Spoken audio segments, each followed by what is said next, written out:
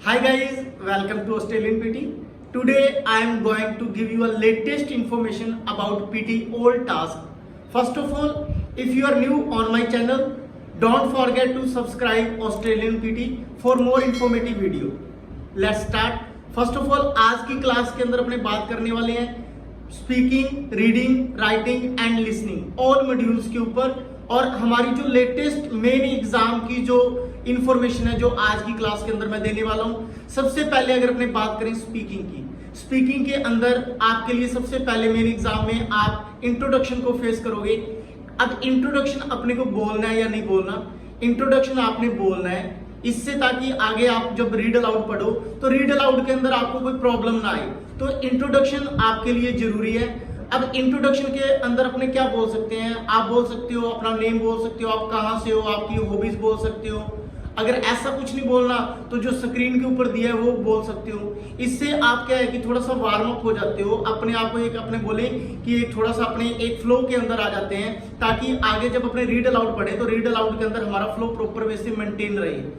अब read aloud main exam के अंदर हम फेस करते हैं 6 to 7 रीड अलाउड हमारे मेन एग्जाम के अंदर होते हैं। और रीड अलाउड हमारा सबसे इंपॉर्टेंट टॉपिक है क्योंकि इसके जो मार्क्स है हमारे रीडिंग में जाते हैं। अब रीड अलाउड के अंदर सर हम कंप्लीट रीड अलाउड बोलें या वन लाइन स्ट्रेटेजी यूज करें। अगर आप वन लाइन स्ट्रेटेजी यूज करते हो उसे प्रॉपर करो, कोई भी मिस्टेक ना करो। अगर कोई student read aloud complete read aloud बोलता है तो कंप्लीट रीड अलाउड के अंदर मान लो कि आपके 5 रीड अलाउड बढ़िया आप प्रॉपर वे से बोल पा रहे हो, कोई प्रॉब्लम नहीं आ रही, एक रीड अलाउड आपका मेन एग्जाम के अंदर डिफिकल्ट आ गया, तो ऐसी कंडीशंस के अंदर आप जो डिफिकल्ट रीड अलाउड है उसे आप आधा रीड अलाउड को बोल सकते हो, हाफ रीड अलाउड बोल सकते हो। अब हमारा क्वेश्चन ये रहेगा कि सर हाफ रीड अलाउड के अंदर क्या हमारे कंटेंट के नंबर प्रॉपर रीडिंग में जाएंगे? डेफिनेटली जाएंगे। जब अपने वन लाइन स्ट्रेटेजी में प्रॉपर नंबर हमारे रीडिंग में जाते हैं तो हाफ रीड अलाउड में क्यों ना जाएंगे? तो आप हाफ रीड अलाउड को लेकर भी टेंशन ना लें, लेकिन अपना कॉन्फिडेंस, अपना जो बोलने का वे है वो प्रॉपर मेंटेन रखें। अपनी वॉइस शुरू से लेके रीड अलाउड से लेके आंसर शॉर्ट क्वेश्चन तक प्रॉपर वे से कंसिस्ट होनी चाहिए, एक जैसा फ्लो होना चाहिए, वॉल्यूम आपकी अप डाउन नहीं होनी चाहिए। अब आगे अगर अपने बात करें रिपीट सेंटेंस की, रिपीट सेंटेंस मेन एग्जाम के अंदर आप 8 to 12 रिपीट सेंटेंस के क्वेश्चंस फेस करते हो। सपोज दैट आपने फेस किए 10 क्वेश्चंस। अब 10 क्वेश्चंस के अंदर 6-7 क्वेश्चंस ऐसे होंगे जो आपके लिए बहुत ज्यादा इजी होंगे, यानी कि 7-8-9 वर्ड्स का प्रत्येक रिपीट सेंटेंस होगा और आप इजीली बोल लेते हो। अपने आप में अपने एक अच्छे कॉन्फिडेंस में चले जाते हैं और अपने ये सोचते हैं कि अब हमारा स्पीकिंग में स्कोर 90 up to 90 आएगा। डेफिनेटली आएगा, लेकिन मान लो कि जो लास्ट वाले पेंडिंग 3 रिपीट सेंटेंस है वो कहीं भी आ सकते हैं, वो थोड़े लेंथी होते हैं, 12, 13, 14 वर्ड्स के होते हैं। वहां पे अपने सेम ट्राई करते हैं 7-8-9 वाला, और ऐसी कंडीशन में हमारे मुंह से बड़ी मुश्किल से 3 या 4 वर्ड निकलते हैं और हमारा फ्लो प्रॉपर वे से टूट जाता है। जहां पे हम 90 up to 90 स्पीकिंग में एक्सपेक्ट करते हैं, हमारा स्कोर 55-60 पे आ जाता है। तो आपने ऐसी कंडीशन के अंदर क्या करना है, मेन एग्जाम के अंदर आपने जो लेंथी रिपीट सेंटेंस है 60-70% कंटेंट आपका इनफ रहेगा, उसे प्रॉपर वे से आप यूज करें, एक फ्लो में बोले। जैसे आपने जो रेस्ट ऑफ रिपीट सेंटेंस बोले, फ्लो आपका एक जैसा रहना चाहिए, कॉन्फिडेंस में बोलना है आपने प्रॉपर वे से। और इससे काफी हद तक जो आप चाहते हो कि सर मेरा 90 up to 90 स्पीकिंग में स्कोर चाहिए, डेफिनेटली 90 up to 90 आएगा, लेकिन कॉन्फिडेंस अपना आपने बिल्कुल एक अप पे रखना है, उसे डाउन नहीं करना। अब आगे बात करें डिस्क्राइब इमेज की, तो इसकी एक लेटेस्ट इंफॉर्मेशन ये है कि आप मोस्टली जो डिस्क्राइब इमेज यूज करते थे, from the image I can see, from the image I can see, ऐसा टेम्पलेट ना यूज करें। ऐसे टेम्पलेट को आप प्रॉपर वे से अवॉइड कर दें अगर आप स्पीकिंग में अच्छा स्कोर चाहते हो। रीजन इसका ये है कि ये टेम्पलेट अब वर्क नहीं कर रहा। अब इसकी जगह पे हमने क्या करना है, जो भी आप टेम्पलेट यूज कर रहे हो, मैंने आपको जो हमारी जो चैनल के ऊपर प्लेलिस्ट है उसके अंदर स्पीकिंग के अंदर मैंने डिस्क्राइब इमेज और रीडर लेक्चर का टेम्पलेट दिया हुआ है। तो उसके अंदर जो हमारी वेरिएशंस है लाइन को लेकर के, डिस्क्राइब इमेज में मैंने जैसे पहली line the picture gives important information after highlighting the main topic, है ना। तो इस प्रकार से लाइंस के अंदर वेरिएशंस है, मतलब वो चेंज किया है। From the image I can see के टेम्पलेट को प्रॉपर वे से आप अवॉइड कर दें अगर आप स्पीकिंग में अच्छा स्कोर चाहते हो। अब मैं नेक्स्ट टेम्पलेट है हमारा रिटल लेक्चर। सर रिटल लेक्चर में हम तो यूज करते हैं he told about, he told about, he told about, never. ये टेम्पलेट भी आपको प्रॉपर वे से अवॉइड करना पड़ेगा, क्योंकि अगर मैं बात करूं अब ये जो अपना मई मंथ चल रहा है, इससे पहले अप्रैल है ना, मार्च अप्रैल में बात करें तो ये जो टेम्पलेट है ये वर्क नहीं कर रही। अगर आप इन टेम्पलेट के सारे अच्छे मार्क्स चाहते हो तो आप भूल जाएं। आपको यहाँ पे भी टेम्पलेट को अपडेट करना होगा, टेम्पलेट के अंदर कुछ वेरिएशंस लेके आना होगा, कंटेंट भी अपने को एटलीस्ट 16 वर्ड से अबव चाहिए अपने को रिटल के अंदर। इस कंटेंट के आधार पे आप अच्छे नंबर लेके आ सकते हो। तो आपने ये जो टेम्पलेट है he told about proper way से गिव अप कर दें। ये हमारे लिए एक बहुत ही इंफॉर्मेटिव इंफॉर्मेशन है, और अगर आप इस बात को स्वीकार करने से मना करते हो तो कहीं ना कहीं मेन एग्जाम के अंदर आपके लिए प्रॉब्लम हो सकती है। अब जो लास्ट हमारा स्पीकिंग का टॉपिक आता है वो आता है answer short question. Answer short question बिल्कुल ही बेसिक सा टॉपिक है, और इसके जो मार्क्स हैं ओनली 5 मार्क्स होते हैं और 5 ही क्वेश्चंस होते हैं, लेकिन इसके अंदर आपने आंसर जरूर देना है। अगर आपको मान लो कि मैंने बोला a person who treat the patient, आपको आंसर नहीं आता कि डॉक्टर या नर्स, आपको नहीं आता, तो आपने जो क्वेश्चन में सुना है कि patient, a person who treat the patient, तो आप आंसर में पेशेंट वर्ड भी बोल सकते हैं कि मतलब क्वेश्चन में से भी 1 या 2 वर्ड रिपीट कर सकते हैं आंसर के अंदर, लेकिन छोड़ना नहीं है, आंसर जरूर देना है। अब जो नेक्स्ट हमारा मॉड्यूल आता है वो आता है राइटिंग का। राइटिंग के अंदर अगर अपने बात करें समरी की, समरी के अंदर जो हमारी जो वर्ड लिमिट है वो 50 to 75 वर्ड्स तक की रहती है, लेकिन आपने समरी के बारे में भी विशेष तौर पे ध्यान रखना है। पूरी पीटी का आसान टॉपिक है, बट इतना भी आसान नहीं है जितना कि आप समझ रहे हो। उसके अंदर अपने को लाइनें कैसे पिक करनी है, कौन सी लाइनें पिक करनी है, क्या कुछ हमने ऐड करना है और क्या कुछ हमने अवॉइड करना है, तो ये आप प्रॉपर इंफॉर्मेशन हमारी जो राइटिंग समरी की जो क्लास है ये भी आपको प्लेलिस्ट के अंदर राइटिंग मॉड्यूल में मिल जाएगी। इसको लगा के काफी हद तक आपकी राइटिंग का स्कोर भी काफी हद तक आप बूस्ट कर सकते हैं। फिर हमारा आता है ऐसे।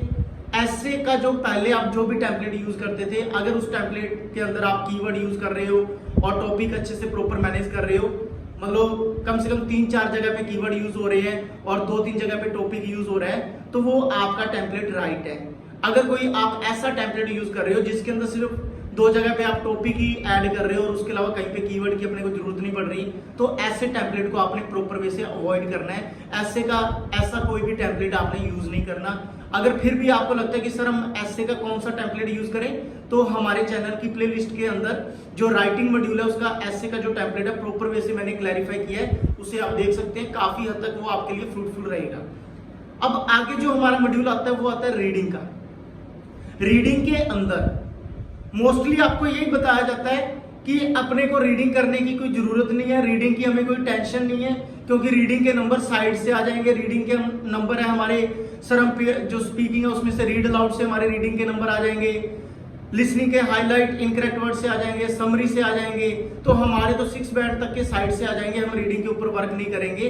तो ये जो भ्रम है ऐसा मत पालें, क्योंकि ये कहीं ना कहीं आपके लिए मेन एग्जाम में आपके लिए प्रॉब्लम क्रिएट कर सकता है। रीडिंग के अंदर हमारे 3 टॉपिक इंपॉर्टेंट हैं और 2 टॉपिक अनइम्पोर्टेंट हैं, और जो हमारे इंपॉर्टेंट टॉपिक है reading fill in the blanks, reading writing fill in the blanks और रीऑर्डर। और इन तीनों टॉपिक्स की मैंने प्रॉपर वे से बहुत ही बढ़िया कंसेप्ट के साथ जो पीटी के अंदर भी प्रॉपर वर्क करती है, शॉर्ट वे में अपने रीडिंग को सॉल्व कर सकते हैं, ऐसी मैंने टिप्स ट्रिक्स और स्ट्रेटेजी आपको दी हुई है। इनकी आप प्रॉपर क्लास लगाने के बाद आप, मैं गारंटी के साथ आपको ये बात कह सकता हूं कि जहां पे आपका रीडिंग में स्कोर बहुत ज्यादा कम रहता था, आप 50% रीडिंग इजीली देखते ही सॉल्व कर सकते हो। तो ये तीनों मॉड्यूल्स की क्लास ये भी आप अपनी प्लेलिस्ट के अंदर चेक कर सकते हैं। अब आगे बात करें सर कि इसके अंदर 2 टॉपिक और होते हैं, multiple choice choose multiple answer, multiple choice choose single answer. Reading के अंदर ये 2 टॉपिक्स और हैं, इनके ऊपर आपने वर्क बिल्कुल नहीं करना, बिल्कुल टेंशन लेने की जरूरत नहीं है, और ऐसे टॉपिक्स को आप देखो, लगाओ और नेक्स्ट करो, दैट्स इट। अब हमारा जो लास्ट मॉड्यूल रह जाता है वो रह जाता है लिसनिंग का। अगर मैं लिसनिंग मॉड्यूल के ऊपर बात करूं, लिसनिंग के अंदर हमारे 4 टॉपिक है, बहुत ही ज्यादा प्रीशियस रहते हैं। वो रहते हैं summarise spoken text, listening fill in the blanks, highlight incorrect word और राइट फ्रॉम डिक्टेशन। इन 4 टॉपिक्स के ऊपर आपने प्रॉपर वे से वर्क करना है, और 4 टॉपिक हमारे अनइम्पोर्टेंट है, जो टोटली हमारा वेस्टेज ऑफ टाइम है, जिसके ऊपर आप टाइम वेस्ट करते हो तो आपने नहीं करना। वो 4 टॉपिक हमारे कौन कौन से हैं? Highlight correct word, multiple choice choose multiple answer, multiple choice choose single answer, select missing word. ये 4 टॉपिक्स के ऊपर आपने वर्क बिल्कुल नहीं करना। आपने जो ऊपर मैंने 4 मेन टॉपिक बताए हैं, मेजर टॉपिक बताए हैं पीटी के, उनके ऊपर वर्क करना है। लेकिन एक बात और important, multiple choice choose multiple answer listening के अंदर इसकी नेगेटिव मार्किंग है, तो आप श्योरिटी के साथ ही लगाएं, अदरवाइज आप आंसर एक्स्ट्रा ऐड ना करें, जिसकी वजह से हमें नेगेटिव मार्किंग का नुकसान उठाना पड़े। अब ये तो थे हमारे सारे के सारे जो मतलब लिसनिंग के टॉपिक्स। डिक्टेशन, डिक्टेशन के अंदर अपने क्या करना है कि सर हम डिक्टेशन के अंदर कितने वर्ड ऐड कर सकते हैं। मान लो आपकी 13 वर्ड की डिक्टेशन है तो 6-7 वर्ड आप एक्स्ट्रा ऐड कर सकते हो, जिसके अंदर आप जैसे a is for to the of ऐसे आर्टिकल भी ऐड कर सकते हो, SESED डाउटर वर्ड एक्स्ट्रा ऐड कर सकते हो, लेकिन कचरा ऐड ना करें। ऐसा नहीं है कि 13 वर्ड की डिक्टेशन और आप 40 वर्ड टाइप कर रहे हो तो ये टोटली वेस्टेज ऑफ टाइम है।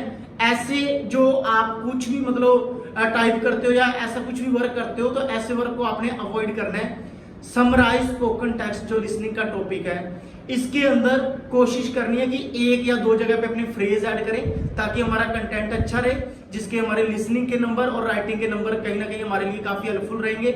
और उसके अलावा लिसनिंग समरी का कोई भी टेम्पलेट आप यूज कर रहे हो समराइज स्पोकन टेक्स्ट का, उसके अंदर आपने क्या जो कीवर्ड ऐड करने हैं वो करने हैं नाउन, नाउन कीवर्ड ऐड करने हैं। कि ऐसा नहीं है कि आप कीवर्ड है उसमें प्ले उठा रहे हो, ही शी इट उठा रहे हो, तो ऐसे कीवर्ड है ये आपके लिए प्रॉब्लम क्रिएट कर देंगे। आपका लिसनिंग जो समरी का स्कोर है कहीं पे आप 10 up to 10 लेने की बजाय 6-7 पे आ जाएगा। तो आपने इन बातों का विशेष ध्यान रखना है। फिर भी लिसनिंग समरी को लेकर के प्रॉब्लम आती है तो लिसनिंग समरी की मैंने प्रॉपर क्लास अपने चैनल की प्लेलिस्ट के ऊपर दी हुई है, उसे आप देखें। 100% आपकी जो लिसनिंग समरी है 10 up to 10 मार्क्स की कोई भी नहीं रोक सकता। और हाईलाइट इनकरेक्ट वर्ड, इसके अंदर भी अपने श्योरिटी के साथ वर्क करना है। अगर आप श्योर हो तभी आंसर लगाना है, अदरवाइज आंसर नहीं लगाना, क्योंकि इसकी नेगेटिव मार्किंग है। अगर आप एक राइट करते हो और एक रॉन्ग करते हो तो आपका स्कोर 0 रहेगा, तो आपने ऐसा काम नहीं करना। Last but not least, listening fill in the blanks. Listening fill in the blanks में कुछ एक स्टूडेंट क्या करते हैं कि फिलअप खाली छोड़ देते हैं जो उनको नहीं सुना, लेकिन आपने ऐसी गलती नहीं करनी। क्योंकि मान लो कि आपका जो listening fill in the blanks है जो आपको सुनाई नहीं दिया, अगर आप उसे खाली छोड़ दोगे तो उसका कोई आपको फायदा नहीं मिलने वाला। लेकिन उसमें अगर आप कोई करेक्ट मीनिंग कोई भी लिख दोगे जो आपको पैसेज में से दिख रहा है, आपके लिसनिंग में नंबर तो नहीं जाएंगे लेकिन उसका जो नंबर है आपको राइटिंग को जरूर मिलेगा। तो आपने खाली नहीं छोड़ना, ये विशेष तौर पे ध्यान रखना है। ये जो सारी की सारी इंफॉर्मेशन है ये बहुत ही ज्यादा आपके लिए मेन एग्जाम को लेकर के इंपॉर्टेंट रहने वाली है। अगर मेरी ये इंफॉर्मेशन आपके मेन एग्जाम में स्कोर के लिए हेल्पफुल रहती है तो आप इस वीडियो को ज्यादा से ज्यादा अपने फ्रेंड्स के साथ शेयर करें। Thank you.